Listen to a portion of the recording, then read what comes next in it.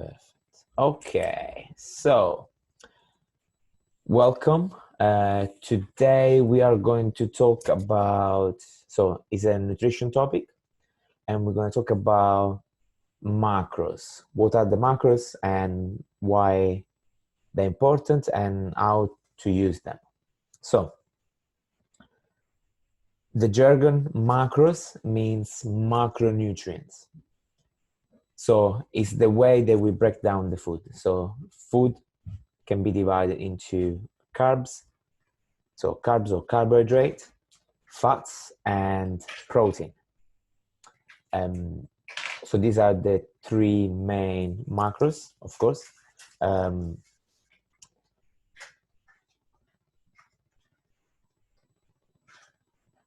What are the first differences about the macronutrients? So let's start from saying there is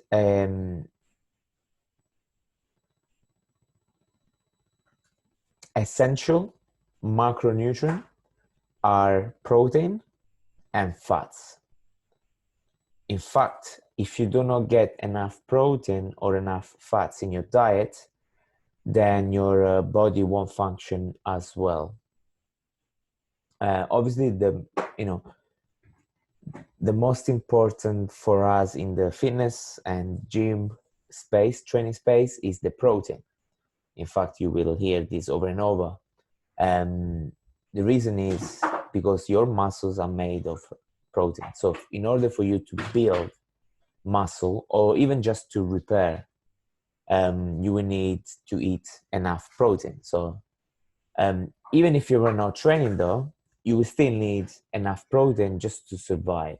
Okay, so protein is probably the number one macros, the most important. Fats also are fundamental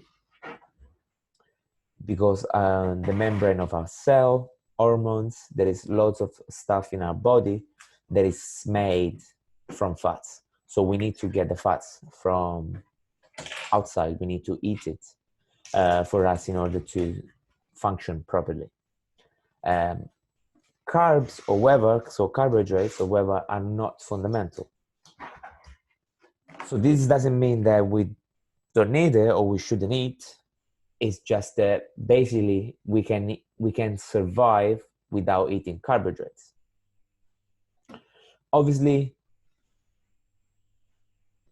when we think about this, it makes, if you look at the order of importance, it makes you understand how, protein needs to be the priority. So you need to make sure that you eat enough protein. And then especially if you're training and your goal is to either maintain, repair, or build muscle, then protein intake needs to be high enough, okay? We have numbers, and it's roughly 2 grams per kilo of body weight. So if you weigh 80 kilo, then you should be eating 160 grams of protein per day. This is as a rule of thumb, of course. You can add less or more, depending. Fats, they are fundamental, so you need to eat fats during the day. That is why, sometimes there has been a little bit of a war against fats, everything low fat milk, low fat yogurt, low fat this, low fat that. While in reality, we cannot survive or we cannot live well without fats. So we need to eat fats. However, fats have a high calorie content compared to protein and carbs.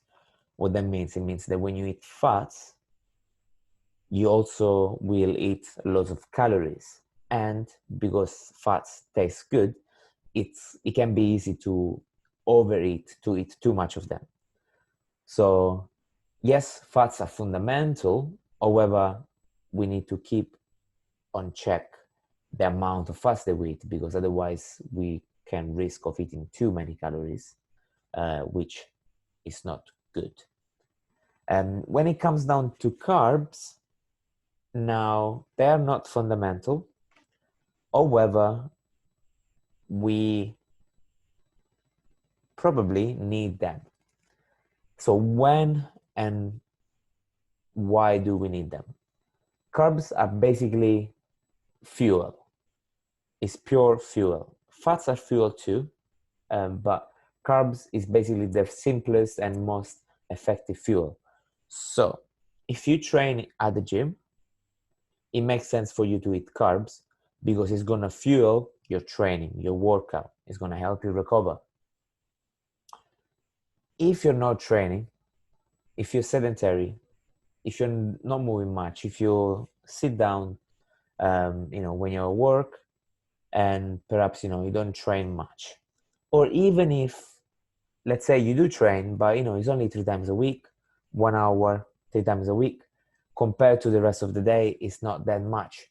So do you need carbs? Yes, but perhaps not too many. So this is when quantity needs to be taken into consideration, because again, carbs are fuel, so you might need the fuel, but what if you put in too much fuel and you don't use it? This is when we create fats and we store fat in the body. If we have too much fuel and we don't burn it, we don't use it, then our body is smart and is gonna store it as fat. And this is what happens when you gain weight, when you gain fat. You basically as ate too much fuel, you didn't use it, you gain fat or you gain weight. So we need to be careful with carbs in a way that we need to use them. We need to make sure that we eat them to use them, but not too much that is going to create problem, weight gain, fat gain.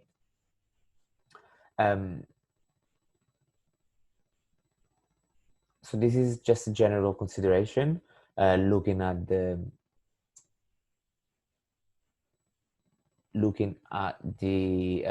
properties of the 3 macronutrients. Now let's talk about the calorie intake. So the calorie intake of each macronutrient is for a gram of protein, you're gonna have 4 calories, roughly.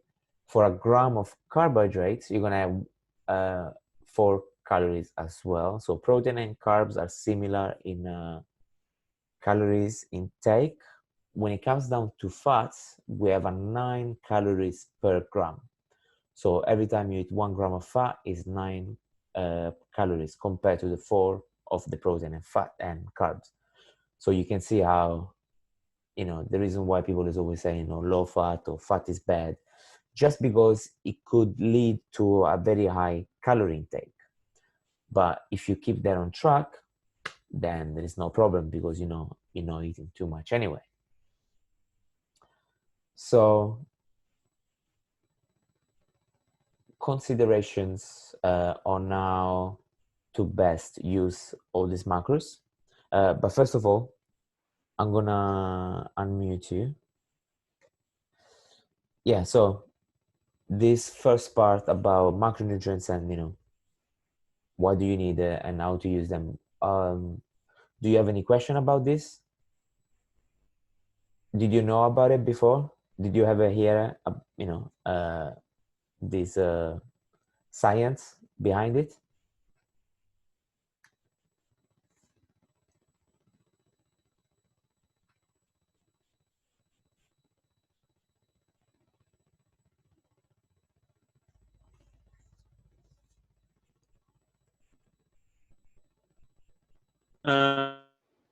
No, I didn't know why they all fat products. I don't know. I didn't know what's the game for it. Yeah, so it's good to understand basically what you're eating, right? Yeah. So actually, let me give you a run through, because now I talk the name, but let's actually put a face on it, right? So let me just unmute you again. So basically, protein.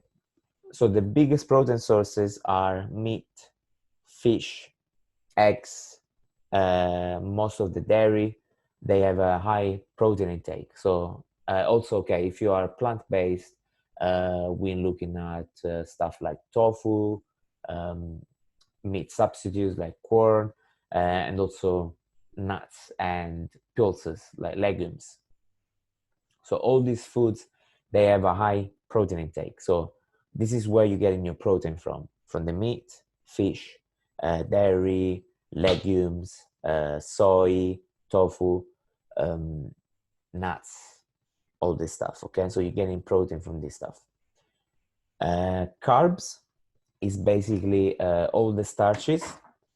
You have potatoes, pasta, bread, fruit, of course, rice. So all these foods, they have high carb intake. Most of the times, they have just carbs. They actually are really high in carbs, and they don't have much else.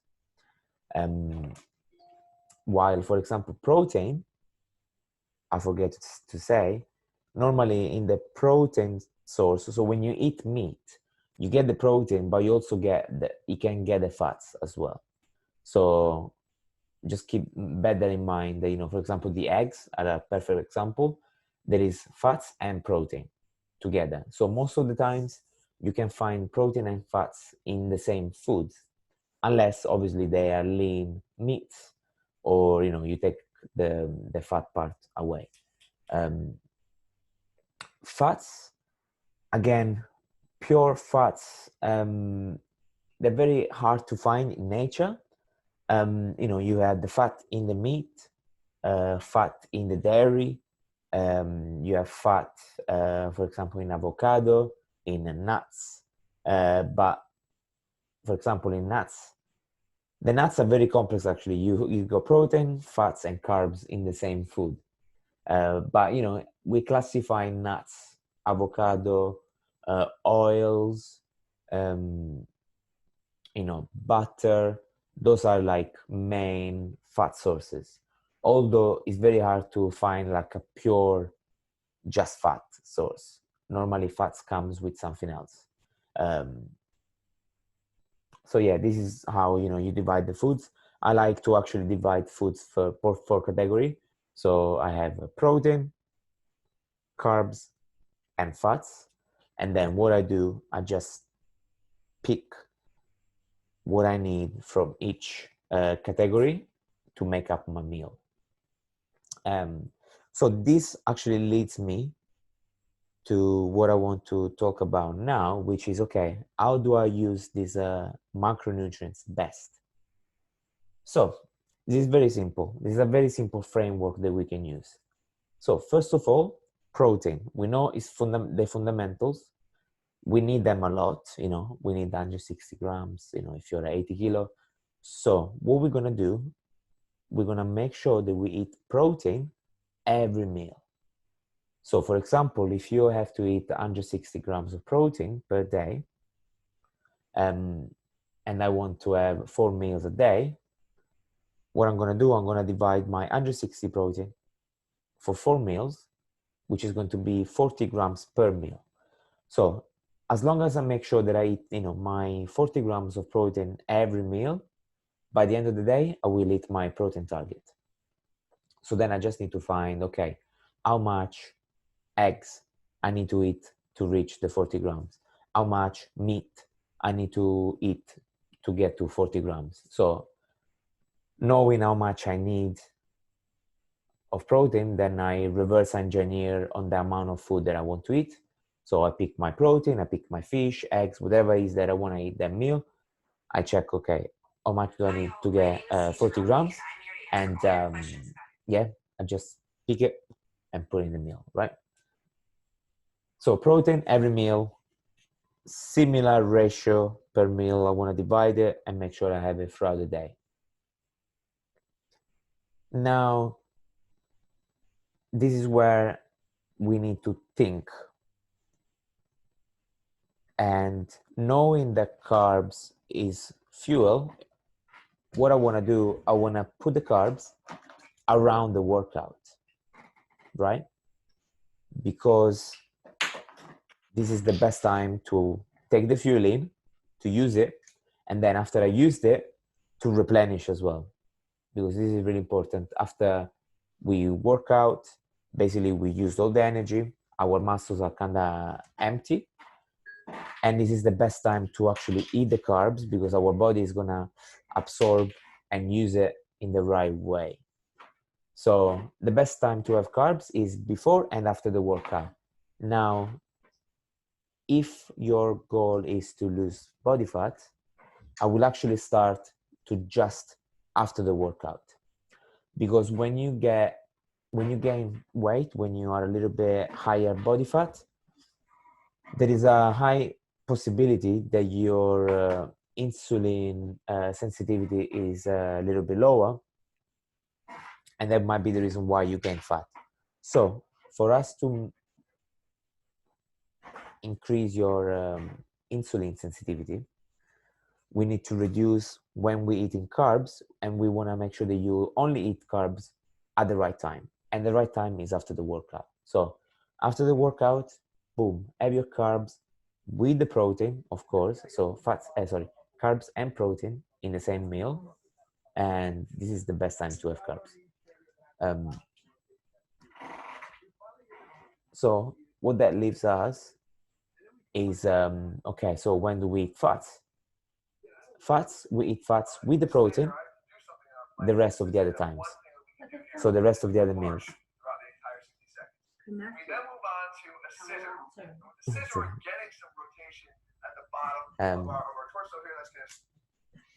Technical problems.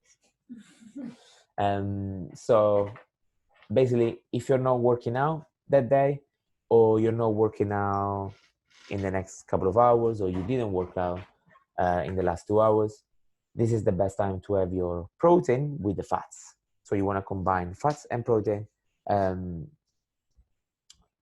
together, and that's going to be your meal. Why?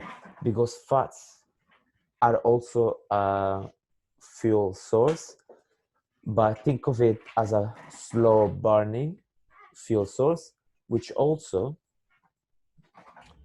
it's probably a more efficient source of energy, which basically gives you like a slow burning, and it's good to think, to work. It makes you a little bit more, it makes you less hungry. So away from the training, fats and protein before, but even better after the workout. So always after the workout, carbs and protein. So this is how you pair. So protein all the time, and then you get your fats or protein depending on if you're working out or not. If you follow this very simple framework, you're gonna get very good results. Now, if you're lean and your goal is to build muscles, then of course we can look at increasing the amount of time we have carbs. So we can have carbs before and after the workout. And then over time, perhaps we can have carbs even other times, even if it's not around the workout. This will help to increase muscle mass over time. But this works if you are lean and if your goal is to build muscles. Otherwise, we want to keep the carbs away. We want to keep the carbs around the workout to increase the insulin sensitivity, which is basically a way to say your body efficiency to use those carbs. Yeah, so this is the framework, and which is basically what we are doing with you, Justus. As you can see, when we changed the diet a little bit, I increased first the amount of protein that I want you to have. So we increase it with a snack, and also, we have carbs before and after the workout now, just to make sure you're fueling your training. Yeah, how does this sound?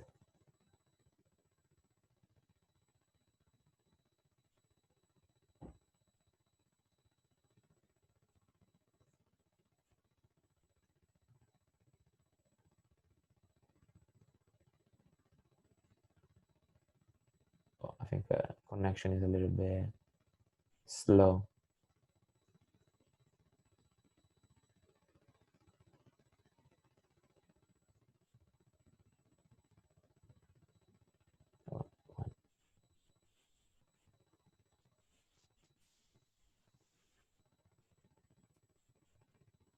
Juices?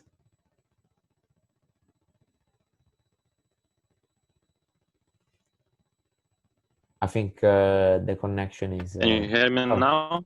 Yes, I can hear you now. Yeah. Hello. Did you ask something?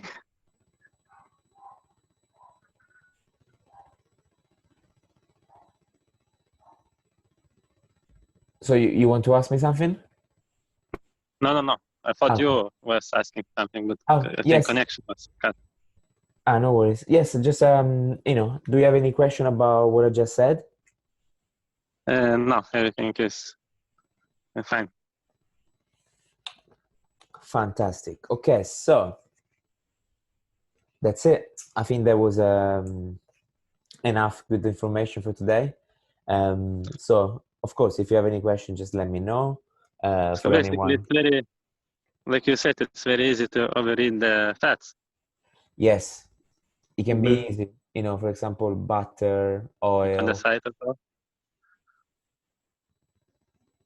Sorry? I mean, you eat the fats with the meat, Yes, which comes with the meat, and as well you're putting something on the side. So you have to check a bit. exactly. Yeah, that's a good way to do it. So what I like to do, actually, I'm gonna explain this. As I said, I like to divide into protein, carbs, and fats, the food that I eat. Now, because Mhm. most of the protein have some fats in there, like, for example, like a steak, salmon, eggs, they have lots of, they have fat in there. So most of the times, I actually like to stick to lean fish, lean meat, because then I can actually add the fats myself. For example, I can have chicken breast, which is very lean, and then I will add, for example, an avocado with it. So I know how much fat I'm adding to the protein. Or I can have, some meat, and then I can add the nuts in there. Or if I'm having eggs, for example, which I know they're already fatty, normally I wouldn't add any more fat to that because I know it's already fatty. So for example, if I'm having a steak, I try to, use minimal butter with it, or at least, because I know the meat, the steak is already going to be fatty. And, on that meal, I would try not to have too much fat with it. Of course, if you can eat, if your calorie intake can sustain it, then you can always add more. But yes, it's a very easy way to add calories. For example, if you go to restaurants, they will use Mhm. lots of oil and lots of butter to cook. So the same piece of meat that you eat at the restaurant, it might have loads of more calories compared to the one that you cook yourself at home. So this is where fats can be dangerous, because you can just put a little more butter and you're gonna have loads more calories, even though it doesn't look much more. For example, carbs. Yes, carbs. I think sugar is very easy to overeat because obviously it tastes good. Mhm. Carbs as well, but at least carbs are visual. If you eat in one slice of toast, or you eat two slices of toast, you know how much it's going to be. With the butter or oil, it's a little bit trickier, because it can be like a small piece, it can have lots of calories. So it's just something to be aware of when you cook. And yeah, if you're around, just make sure that if you eat in restaurants and stuff like that. But again, every now and then it's okay. It just, mainly if you're cooking for yourself and you see using lots of oil, lots of butter, then you can easily add too many calories to that meal. Good. It's easier to count. Yes, exactly. When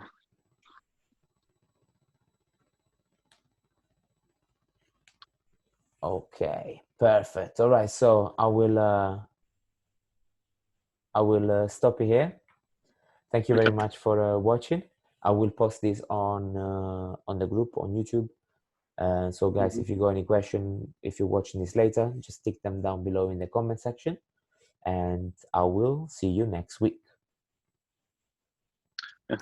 See ya. Bye. Bye.